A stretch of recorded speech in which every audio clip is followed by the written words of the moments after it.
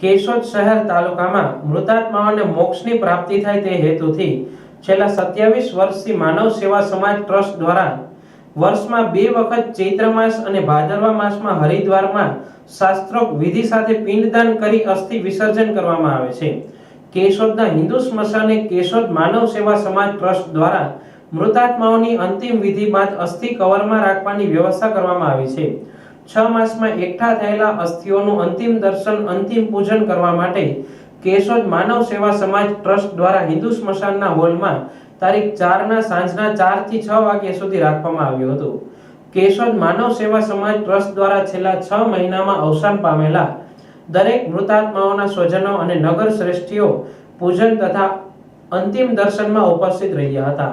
સનાતન ધર્મમાં ગંગાજીમાં મૃતાત્માઓના અસ્થિ વિસર્જન કરવાનું ખૂબ જ ગૂઢ સત્ય દર્શાવવામાં આવ્યું છે। ત્યારે કેશોદ પંથકના મૃતાત્માઓને મોક્ષ ગતિ મળે તેવા સરાહનીય હેતુથી સ્વખર્ચે હરિદ્વાર જવાનું અને શાસ્ત્રોક્ત વિધિ સાથે પિંડદાન કરી વિસર્જન કરવાની કામગીરી છેલ્લા 27 વર્ષથી માનવ સેવા સમાજ ટ્રસ્ટના ટ્રસ્ટીઓ શશીભાઈ જેસુર, વિપુલભાઈ ઠુંબર, રાજુભાઈ બોદર અને કાંતિભાઈ ડાભી સહિતના ટ્રસ્ટીઓ દ્વારા અવિરતપણે કામગીરી કરવામાં આવી રહી છે। માનવ સેવા સમાજ ટ્રસ્ટ દ્વારા કરવામાં આવતી કામગીરીથી પ્રેરણા મેળવી પોતાના વિસ્તારમાં પણ અસ્થિ વિસર્જન કરવાની સેવાકીય પ્રવૃત્તિ શરૂ કરવામાં આવી છે।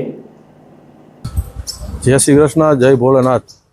આજરોજ કેશોદ મુક્તિધામ પર કેશોદમાં છેલ્લા 27 વર્ષથી માનવ સેવા સમાજ ટ્રસ્ટ દ્વારા કેશોદ સ્મશાન પર રાખવામાં આવેલ મૃતાત્માના અસ્થિનું આજે પૂજન તથા અંતિમ દર્શન રાખેલ હતું, જેમાં બહોળી સંખ્યામાં મૃતાત્માના સ્વજનો પધારેલ અને બધાએ સાથે મળી પૂજન કરી અને રામધૂન ગાઈ અને સાથે બધાએ અંતિમ વિદાય આપેલ છે। જે આવતીકાલે અહીં ટ્રેન મારફતે ટ્રસ્ટના સભ્યો જશે, જે હરિદ્વાર મુકામે બ્રાહ્મણોની સાક્ષીએ પિંડદાન સાથે આ વખતે ટોટલ 282 જેવા અસ્થિનું ભેગા થયેલ છે, જેનું હિન્દુ રીતિ રિવાજ મુજબ વિસર્જન કરવામાં આવશે અને તો એ રિટર્ન પાછા આવશે ત્યારે ગંગાજીનો પ્રસાદ અને એવું કમલ ટેલર મહેન્દ્રી ચોક પરથી મેળવી લો। આભાર, જય શ્રી કૃષ્ણ।